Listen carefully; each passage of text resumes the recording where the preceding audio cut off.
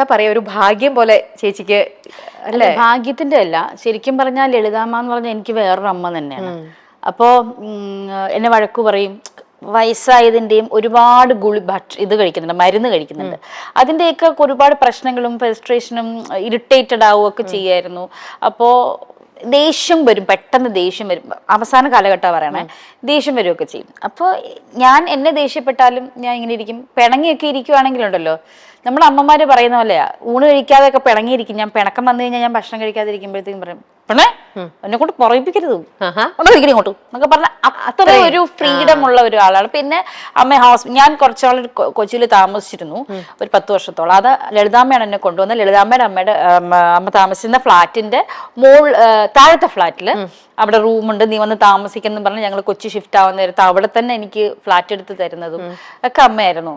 അപ്പോൾ എന്തെങ്കിലും ഒരു ആവശ്യം വന്നാലും സിദ്ധു എപ്പോഴും കാണില്ല. സിദ്ധു എന്തെങ്കിലുമൊക്കെ ഷൂട്ടിന്റെ തിരക്കൊക്കെ ആണെങ്കിൽ ഞാനായിരുന്നു അമ്മയെ കൊണ്ടുവരുന്നത്. പർച്ചേസ് ചെയ്യാൻ ഷോപ്പിങ്ങിന് പോകുന്നത് ഞങ്ങൾ ഒരുമിച്ചായിരുന്നു. ഹോസ്പിറ്റലിൽ കൊണ്ടുവരുന്നത് ഞാനായിരുന്നു. അങ്ങനെ ഭയങ്കര അറ്റാച്ച്മെന്റ് ആയി. അമ്മയ്ക്ക് വിഷമം വന്നാൽ അമ്മ എന്തെങ്കിലുമൊക്കെ ടെൻഷനോ വിഷമോ വന്നു കഴിഞ്ഞാൽ അമ്മയ്ക്ക് ഒറ്റ പ്രശ്നമേ ഉള്ളൂ, അമ്മയുടെ ആകെയുള്ള നെഗറ്റിവിറ്റി അതാണ്. അപ്പം തന്നെ പോയിട്ട് കുറെ സാരി മേടിച്ച് ഷോപ്പ് ചെയ്ത് കാശ് കളയും. അതാണ് അമ്മയുടെ ഏറ്റവും വലിയ പ്രശ്നം. അപ്പൊ ലാസ്റ്റ് ഒക്കെ ആയപ്പോഴത്തേക്കും കുറച്ച് ബുദ്ധിമുട്ടും കാര്യങ്ങളൊക്കെ വന്നപ്പോഴേക്കും അമ്മയ്ക്കും ഈ പറഞ്ഞ പോലെ തട്ടിമുട്ടിയിൽ നിന്ന് വിട്ടു നിൽക്കാനായിട്ടൊരു വിഷമമായി. കാരണം ഓർമ്മയ്ക്ക് കുറച്ച് ഈ ഡയലോഗൊക്കെ കാണാതെ പറയുന്നതാണ്. അതൊക്കെ വന്നപ്പോഴത്തേക്കും കുറച്ച് അമ്മ ഒന്ന് റെസ്റ്റ് എടുക്കട്ടെ എന്ന് വിചാരിച്ചിട്ട് തന്നെ തട്ടിമുട്ടിയിൽ നിന്ന് മാറ്റിയപ്പോഴത്തേക്കും പാവം എന്നെ വിളിച്ച് ചോദിക്കുമായിരുന്നു, എന്താടി എന്നെ വിളിക്കാത്തെ? ഭയങ്കര വിഷമം. എന്താടി നീ പറ, എന്താടി എന്നെ വിളിക്കാത്തെ എന്നൊക്കെ പറയായിരുന്നു. എന്നിട്ട് ലാസ്റ്റ് സമയത്ത് അമ്മ തമിഴ്നാട്ടിലൊരു തമിഴ് സിനിമ ചെയ്തുകൊണ്ടിരിക്കുകയായിരുന്നു. ആ സമയത്ത് തന്നെ എന്താണെന്നറിയില്ല, ആ സമയത്ത് തട്ടിമുട്ടിന്ന് ചെയ്യാത്തോണ്ട് വിശേഷമൊക്കെ വിളിച്ചു ചോദിക്കുമായിരുന്നു. ആ സമയത്ത് എന്താണെന്നറിയില്ല, എന്നെ ഡെയിലി വിളിക്കുമായിരുന്നു. ഡെയിലി രാവിലെ വൈകുന്നേരം, അല്ലെങ്കിൽ രാവിലെ ഉച്ചയ്ക്ക് വൈകുന്നേരം ഒരു നേരമെങ്കിലും എന്നെ വിളിക്കും. ഗുളിക കഴിക്കുന്ന പോലെ വിളിക്കും. വിളിച്ചിട്ട് വിശേഷങ്ങളൊക്കെ പറയും. സാധാരണ ഞാൻ അങ്ങോട്ട് വിളിച്ചില്ലെങ്കിലായിരുന്നു അമ്മ എൻ്റെ അടുത്ത് പരാതി പറഞ്ഞിരുന്നത്. നിനക്കല്ലെങ്കിലും വേണ്ടല്ലോ, വയസ്സായ നമ്മളെയൊന്നും വേണ്ടല്ലോ, തള്ളമാരെയൊന്നും വേണ്ടല്ലോ എന്നൊക്കെ പറയുമായിരുന്നു. അപ്പൊ സിദ്ധുവിനെയും ശ്രീകുട്ടിയെയും എങ്ങനെ സ്നേഹിച്ചു അതുപോലെ തന്നെ അമ്മ എന്നെ സ്നേഹിച്ചു എന്ന് വിശ്വസിക്കുന്ന ഒരാളാണ് ഞാൻ. എവിടെ പോയാലും കൂടെ കൊണ്ടുപോയിരുന്നു. അപ്പൊ ആ സമയത്ത് ഞാൻ അന്ന് ഫാമിൽ കുറച്ച് തിരക്കൊക്കെ ആയിരുന്നു. ഞാൻ ഫോൺ എടുക്കുകയോ സംസാരിക്കുകയൊക്കെ ചെയ്യും, ചില സമയത്ത് ഫോൺ എടുത്തില്ല തിരിച്ചു വിളിക്കുകയൊക്കെ ചെയ്യും. പക്ഷെ ആ സമയം ആയതുകൊണ്ട് ഞാൻ എപ്പോഴും ഫോൺ എടുക്കുമായിരുന്നു. എടുത്ത് സംസാരിച്ച് പറഞ്ഞത് തന്നെ ചിലപ്പോൾ പിന്നെയും പറയും. അപ്പൊ കൂടെയുള്ള സ്ത്രീ പറയായിരുന്നു, എന്തിനാ ആ കുട്ടി എപ്പോഴും ഇങ്ങനെ വിളിക്കണേ, അതെന്തെങ്കിലും തിരക്കിലാവില്ലേ എന്ന് പറഞ്ഞപ്പോൾ ഒരു ദിവസം ചീത്ത പറഞ്ഞു എന്ന് പറഞ്ഞു. അതിന് നിങ്ങൾക്കെന്താ, ഞാനല്ലേ അവളെ വിളിക്കണേ, എൻ്റെ ഫോണിലല്ലേ ഞാൻ വിളിക്കണേ, അവളെ അല്ലേ വിളിക്കണേ, നിങ്ങൾ ആരെയല്ലല്ലോ, നിങ്ങൾക്ക് എന്താ പ്രശ്നം എന്ന് ചോദിച്ചു വഴക്ക് പറഞ്ഞു. അത് ഇവർ തന്നെയാ പറഞ്ഞേ, അങ്ങനെ എന്നെ അടുത്ത് പറഞ്ഞിരുന്നു എന്ന്. അപ്പോൾ 2-3-4-5 ദിവസം കഴിഞ്ഞപ്പോൾ എനിക്ക് കോള് വരുന്നില്ല. 2-3 ദിവസമായിട്ട് കോള് വരുന്നില്ല. അപ്പം ഞാനും ഈ തിരക്കിൻ്റെ ഇടയിൽ തിരിച്ചു വിളിക്കാനും, ഫാമിൻ്റെ ഭയങ്കരമായ ഒരു പ്രശ്നത്തിലായിരുന്നു ഞാൻ, തിരിച്ചു വിളിക്കാൻ പറ്റുന്നില്ല. അങ്ങനെ ഒരാഴ്ച കഴിഞ്ഞപ്പോഴത്തേക്കും ഞാൻ അമ്മയെ വിളിച്ചു. അപ്പോഴേക്കും അമ്മ വരും എന്ന് പറഞ്ഞിരുന്നു, ഞാൻ കൊച്ചിയിലേക്ക് വരികയാണെന്ന് പറഞ്ഞിരുന്നു. ഞാൻ വിളിച്ചപ്പോൾ അമ്മയുടെ ഫോൺ കിട്ടുന്നില്ല. അത് കഴിഞ്ഞ് ഞാൻ ആരോ ഇങ്ങനെ ഞാൻ വിളിച്ചു, ശ്രീകുട്ടിയോ സിദ്ധു ആരെയും വിളിച്ചപ്പോഴാണ് പറഞ്ഞത് അമ്മ ഹോസ്പിറ്റലൈസ്ഡ് ആണ്.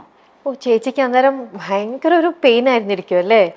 എനിക്ക് ഭയങ്കര പെയിൻ എന്നതിലുപരി ഒരു ഞാൻ 2 ദിവസം കഴിഞ്ഞപ്പോ എന്തുകൊണ്ട് വിളിച്ചില്ല എന്നൊരു ഇതായി. കാരണം അപ്പോഴേക്കും ആരെയും കേറ്റാത്ത അവസ്ഥയിലായി അമ്മ. ഹോസ്പിറ്റലിൽ കുറച്ച് സീരിയസ് ആയിട്ടായി, ആരും കേറ്റില്ല, അങ്ങനെ ഒരു അവസ്ഥ. ഞാൻ വിളിച്ചു ചോദിച്ചു, ശ്രീകുട്ടിയെ വിളിച്ചു ചോദിച്ചു, പറഞ്ഞില്ല ചേച്ചി ആരും കേറ്റുന്നില്ല, ഞങ്ങളെപ്പോലും കേറ്റുന്നില്ല. അപ്പൊ എനിക്കൊന്ന് കാണാൻ പോലും എനിക്ക് അമ്മയെ പറ്റിയില്ല. അതെനിക്ക് ഭയങ്കര വിഷമായി. അത് കഴിഞ്ഞ് ഹോസ്പിറ്റലിൽ നിന്ന് വീട്ടിൽ വന്ന് കുറച്ച് നാൾ കിടന്നല്ലോ, അന്ന് ഞാൻ പോയി കണ്ടു. പക്ഷെ ആ കണ്ടത്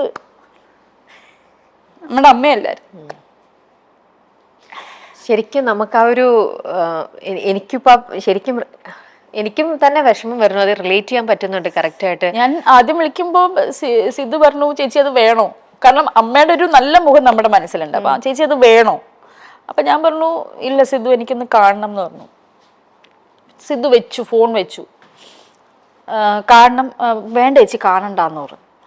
ശരി സിദ്ധു എന്നാ വേണ്ട, കാരണം നമ്മൾ അവന്റെ സിറ്റുവേഷൻ മനസ്സിലാക്കണം. അവൻ എന്തിലൂടെ കടന്നു പോകുന്നു, സിദ്ധു എന്തിലൂടെ കടന്നു പോകുന്നു എന്നുള്ള മനസ്സിലാക്കണം. പലരും വന്ന് സിദ്ധുവിനെ ഒരുപാട് പറഞ്ഞു, ആരും കാണിക്കുന്നില്ല അങ്ങനെ എങ്ങനെയെന്നൊക്കെ. പക്ഷെ ഒരു മക്കൾ എന്നുള്ള രീതിയിൽ നമ്മൾ ചിന്തിക്കുമ്പോൾ നമ്മുടെ അമ്മ എങ്ങനെ ആണെങ്കിൽ അങ്ങനെ ആയിരിക്കും നമ്മൾ പെരുമാറുക. മാത്രമല്ല വയ്യാതെ നടക്കുന്ന ഒരു സ്ത്രീയല്ലേ. അത് കഴിഞ്ഞ് ഉച്ച കഴിഞ്ഞപ്പോൾ സിദ്ധു എന്നെ തിരിച്ചു വിളിച്ചിട്ട് പറഞ്ഞു, ചേച്ചി ഐ എം സോറി, ഞാൻ ചേച്ചി അമ്മയും തമ്മിലുള്ള റിലേഷൻ മറന്നുപോയി. ഐ എം സോറി, ചേച്ചി വാ, നിങ്ങൾ തമ്മിലുള്ള റിലേഷൻ ഞാൻ മറന്നുപോയി, ചേച്ചി വാ കാണാം. ഞാൻ പോയിട്ട് വിളിച്ചിട്ട് അറിയുന്നില്ല, ഞാൻ അമ്മയെന്ന് വിളിച്ചു, അമ്മ ഞാൻ വന്നെന്ന് പറഞ്ഞു. അന്ന് ഞാൻ മനസ്സിൽ വിചാരിച്ചത് എന്താണെന്ന് അറിയോ, കാരണം അവസാന കാലഘട്ടമായപ്പോൾ എന്നെ ഒരുപാട് ചീത്ത പറയുമായിരുന്നു. പെട്ടെന്ന് ദേഷ്യം വന്നിട്ട് വേറെ ആരെയും വിളിക്കില്ല, അടുപ്പുള്ളവരെ മാത്രമേ ചീത്ത പറയുള്ളൂ. നമ്മളും അങ്ങനെയാണല്ലോ. തീർച്ചയായിട്ടും. അപ്പൊ എൻ്റെ അടുത്ത് ഞാൻ മനസ്സിലിങ്ങനെ വിളിച്ചിട്ട് ഞാൻ മനസ്സിൽ പ്രാർത്ഥിച്ചതാണ്, ദൈവമേ രണ്ട് ചീത്ത പറയാനെങ്കിലും അമ്മ ഒന്ന് വാ തുറന്നിരുന്നെങ്കിൽ എന്ന് വിചാരിച്ചു.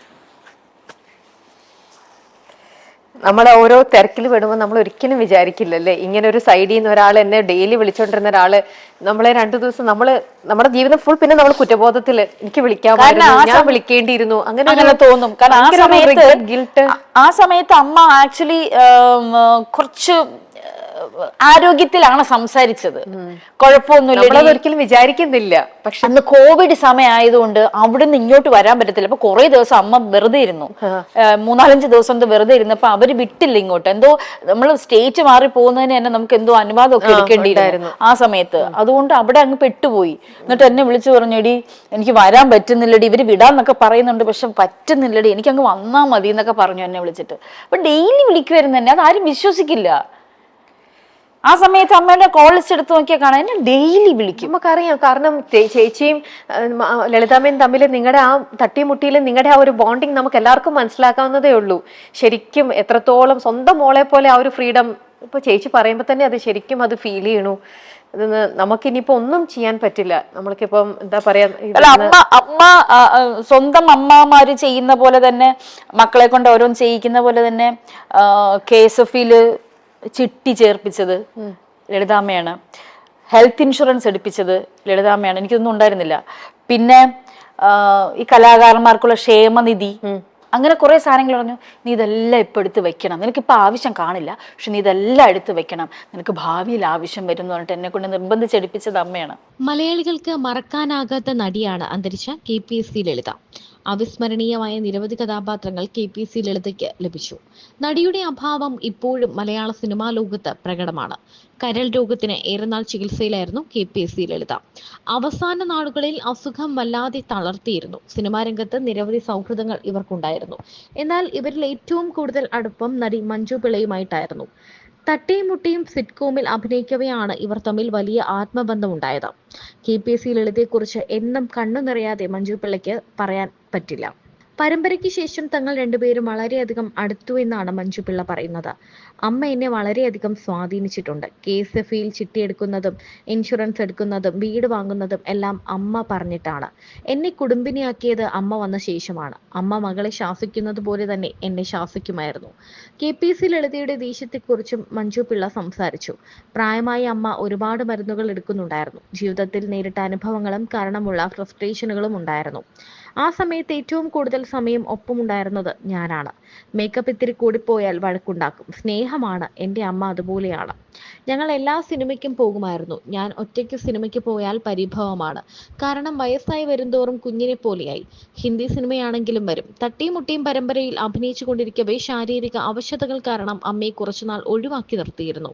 അമ്മയ്ക്ക് വയ്യായിരുന്നു. ആ സമയത്ത് അമ്മ എന്നെ ഫോൺ ചെയ്ത് ചോദിച്ച ചോദ്യമുണ്ട്, എന്താടി അവരെന്നെ വിളിക്കാത്തതെന്ന് ചോദിച്ച്. അത് പറയാനാകുന്നില്ല, അത്രയ്ക്ക് വിഷമമുണ്ടെന്നാണ് മഞ്ജു പിള്ള പറയുന്നത്. ഇതേക്കുറിച്ച് KPSC ലളിതയുടെ മകൻ സിദ്ധാർത്ഥ് ഭരതനും സംസാരിച്ചു.